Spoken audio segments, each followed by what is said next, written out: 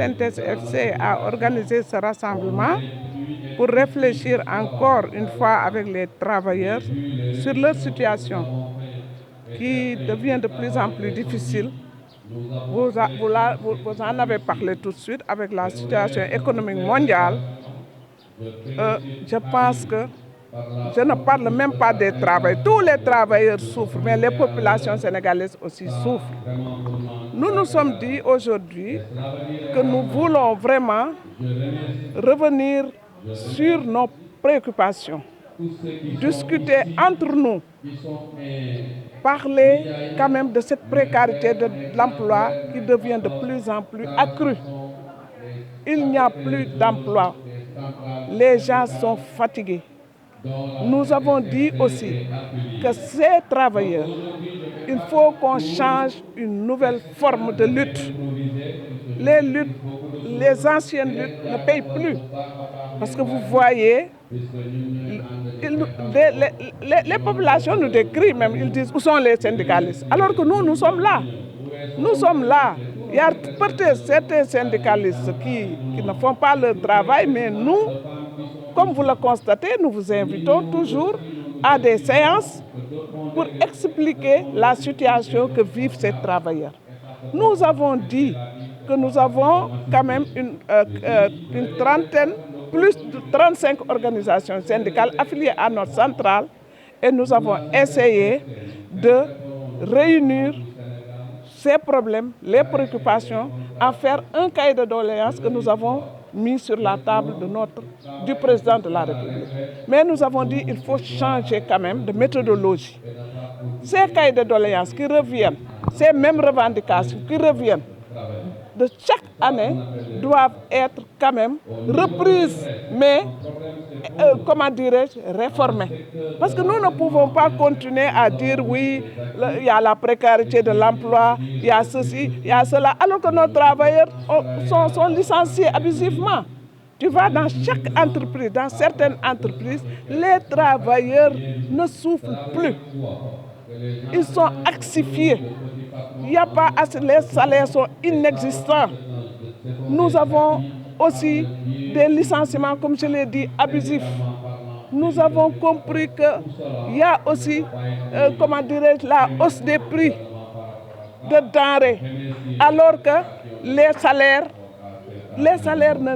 ne suivent pas. C'est inacceptable.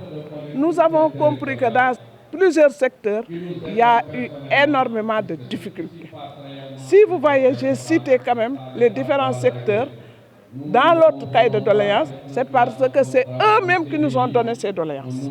Nous nous sommes dit, quand même, il est temps quand même de changer de paradigme et de voir une nouvelle forme de lutte. Ce n'est pas une lutte, le fait de marcher, le fait de faire des grèves de faim qui règle le problème.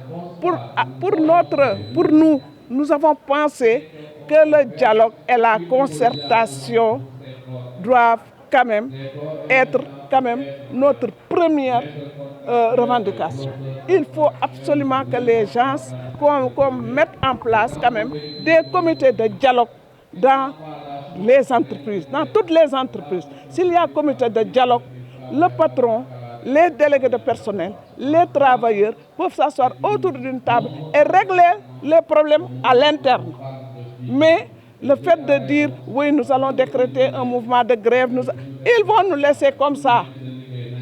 Les salaires ne suivent pas, les gens sont fatigués. Nous avons des travailleurs qui restent jusqu'au 15 du mois, jusqu'au 20 du mois pour percevoir les miettes. Un minimum de salaire, c'est inacceptable.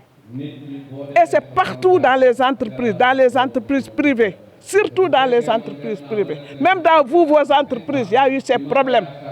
Donc nous savons ce qui se passe. Nous sommes des syndicalistes. Nous connaissons bien ce qui se passe, ce qui est écrit dans le Code du travail. Malheureusement, les gens ne respectent pas les dispositions du Code du travail. Nous voulons vraiment que les salaires quand même soient à la hauteur quand même de nos attentes. On ne peut pas avoir des salaires misérables et les prix ont haussé et applaudir.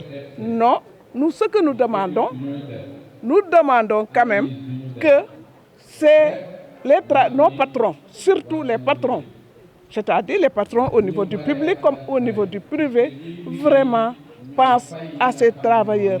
Ils ont des salaires misérables. Les travailleurs souffrent. Nous voyons même des travailleurs qui, après les grèves de la faim, qui ont été par exemple licenciés dans les entreprises, on les voit, leur famille dehors. Des gens sont malades, fatigués, ils n'ont aucune couverture sociale. Ils sont là, mais c'est écœurant d'en parler. Pour ce qui concerne ce que vous avez dit, comment dirais-je, les activistes et les syndicalistes, il ne devait pas y avoir de problème. Les activistes font de la politique.